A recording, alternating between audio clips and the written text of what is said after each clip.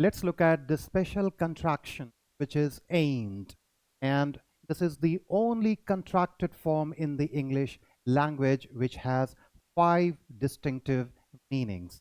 इसके अलावा English language में कोई भी ऐसा कंट्रैक्शन या कोई भी ऐसा कंट्रैक्टेड फॉर्म नहीं है जिसके 5 डिस्टिंक्टिव मीनिंग्स होते हैं. इसके सारे एक्सपेंशंस हम देखेंगे, यानी कि इसके सारी मीनिंग्स, इसके सारे फुल फॉर्म्स हम देखेंगे. बट उससे पहले आपको क्या ज़रूरी है जानना बच्चे?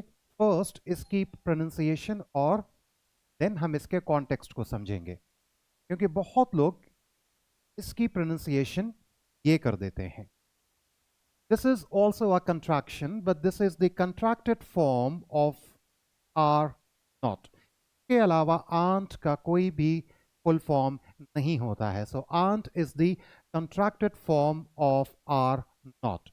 But this ain't. So the pronunciation is ain't and this is aren't. Now look at this. जैसा मैंने कहा कि ain't जो है बच्चे उसके 5 distinctive meanings होते हैं और ये हमेशा प्रेजेंट फॉर्म में होगा बच्चे. ये कभी भी पास्ट में नहीं हो सकता, ये कभी भी फ्यूचर में नहीं हो सकता. तो एंट का एक्सपेंशन एक इज नॉट होता है, दूसरा एम नॉट, तीसरा आर नॉट, चौथा हैज नॉट और पांचवा हैव नॉट होता है. ये हैड नॉट नहीं हो सकता, ये वर नॉट नहीं हो सकता, ये डिड नॉट नहीं हो सकता, ये विल नॉट या शैल नॉट नहीं हो सकता.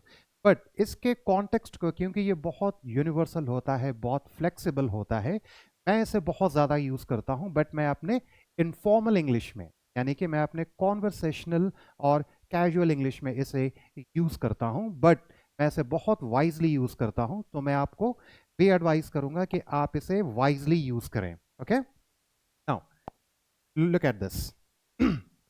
एंट आपको उसके कॉन्टेक्स्ट को समझना है कि ये एंट यहाँ पे इज नॉट बना है या आर नॉट है या हैज़ नॉट है या हैव नॉट है या एम नॉट है. ये किसी भी सब्जेक्ट के साथ आ सकता है. उसके सब्जेक्ट के अकॉर्डिंग आपको एंट का एक्सपेंशन, राइट एक्सपेंशन आपको समझना है. तो कुछ एग्जाम्पल्स हम देखते हैं, उससे हमें ज़्यादा समझ में. He ain't going. सिंपल लेते हैं. इस ain't का हमें राइट कॉन्टेक्स्ट यानी कि राइट एक्सपेंशन, क्योंकि इस एंट का मतलब इसके 5 डिफरेंट एक्सपेंशंस होते हैं. बट यहाँ पे ये एंट क्या है? तो बहुत सिंपल है. आपको मैंने पहले बताया, जैसे आपने इसका कंट्रैक्टेड फॉर्म मैंने आपसे पूछा कि क्या ये आई वुड है या आई हैड है. आप कैसे निकालोगे बच्चे? Now you know that you always look for what? Main verb. Okay, same goes to this IT apostrophe S. क्या ये it is है या it has है? तो आप कैसे निकालेंगे? Again main verb. तो सेम रूल आपको यहाँ पे अप्लाई कर देना है. क्या ये is not है, are not है, have not है? क्योंकि ये सारे सब्जेक्ट के साथ आएगा. तो यहाँ पे आप मेन वर्ब को आप देखो कि आपका मेन वर्ब क्या है. राइट तो यहाँ से आप इसका एक्सपेंशन बहुत आसानी से निकाल सकते हैं. तो ये क्या है? is not.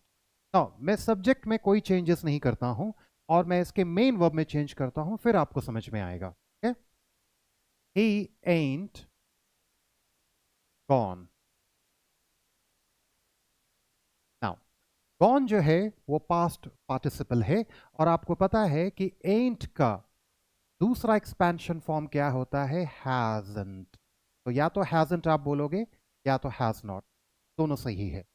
ओके और आपने इस एंट को कैसे आपने डिसाइफर किया है कि ये हैज नॉट होगा? आपने मेन वर्ब को आइडेंटिफाई किया. यहाँ पे जैसे आपने आइडेंटिफाई किया, ये गोइंग है, ये प्रेजेंट कंटिन्यूअस फॉर्म में है, तो आपने ये इज नॉट इसको डिसाइफर किया.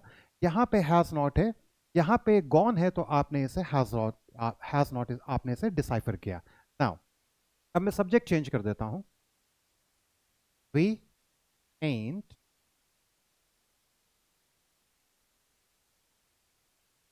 इनवाइटेड. मैं पूरे सेंटेंस को चेंज कर देता हूं. हम इनवाइटेड नहीं हैं. राइट तो बहुत सिंपल है. यहां पे आप जिस फॉर्म में बोल रहे हो, आप इसे वी हैव नॉट नहीं बोल सकते, क्योंकि आपने कॉन्टेक्स्ट को देखा बच्चे, और आपने इस एंट को डिसाइफर कर दिया बहुत इजीली। तो ये क्या बन गया? Are not. तो we are not invited. Now हमारा इज नॉट हो गया, हैज नॉट हो गया, आर नॉट हो गया। हम सारे 5 एक्सपेंशंस देख लेते हैं। ठीक है। आई, आपको तो पता, आई के साथ तो आप इसे बहुत इजीली निकाल सकते हो, बट इसे हम ऐसे कर देते हैं। Okay, now what you would look for, you would always look for the main verb, and the main verb is in past participle form. So this ain't is what? Have not. HAVE, have not. अगर मैंने subject को change कर दिया यहां पे, ये ain't change नहीं हो रहा है। आप सारे सेंटेंस में आप देखो, आप इसे शी कर दो, आप इसे ही कर दो, आप इसे इट कर दो। अब आपको पता है कि इन सब्जेक्ट के साथ कौन सा प्रेजेंट फॉर्म का वर्ब आएगा, यानी कि हेल्पिंग वर्ब आएगा। ये कंट्रैक्टेड फॉर्म हेल्पिंग वर्ब होता है। ये जितने भी हैं, is not, are not, have not, has not, are not, ये सारे हेल्पिंग वर्ब्स हैं। तो ये एंड जो है, ये अब ये हैव नॉट नहीं रहेगा। आप सिर्फ इसे हटा दो और यहाँ पे हैज नॉट। ठीक है। Now am not, I, modern English में प्रीपोजिशन का इस सेंटेंस के कॉन्टेक्स्ट में हम नहीं बोलते हैं I am not at home. आप बोल सकते हो, बट मॉडर्न इंग्लिश में इसका कॉन्टेक्स्ट भी वही होता है। अगर मैं कहूँ, अगर आप मुझसे पूछ रहे हो वेयर आर यू, तो मैं बोलूँगा आई एम होम, का ये मतलब नहीं है कि मैं घर हूँ। ठीक है, इसका मतलब मैं उस कॉन्टेक्स्ट में बोल रहा हूँ, मैं घर पे हूँ। ओके, तो यहाँ पे अगर आप इसका डिसाइफर करना चाहोगे, तो ये एंट क्या होगा? ये हो जाएगा एम नॉट। तो इसके सारे यानी कि 5 डिस्टिंक्टिव एक्सपेंशंस हमने देख लिए। तो ये आपका हो गया आई एम नॉट होम। तो इज नॉट हमने देखा, आर नॉट देखा, एम नॉट देखा, हैज नॉट देखा, और हैव नॉट देखा। बहुत ही रेयर केस में इसे लोग दो फॉर्म में और यूज़ करते हैं, बट मैंने बहुत रेयर देखा है। तो आप भी इसे रेयरली यूज़ करेंगे। मैं आपको इसलिए बता रहा हूँ कि कहीं पर अगर आपको कन्फ्यूजन हो जाए, तो आप इसे ऐसे डिसाइफर कर सकते हो, क्योंकि बहुत सारे ऑथर और पब्लिकेशन इसे यूज़ करती है। तो ये डू नॉट भी हो सकता है, और ये डज नॉट भी हो सकता है, यानी कि एंट, मैं एंट की बात कर रहा हूँ। एंट का एक्सपेंशन डू नॉट भी हो सकता है और डज नॉट भी हो सकता है, बट ये बहुत रेयर है।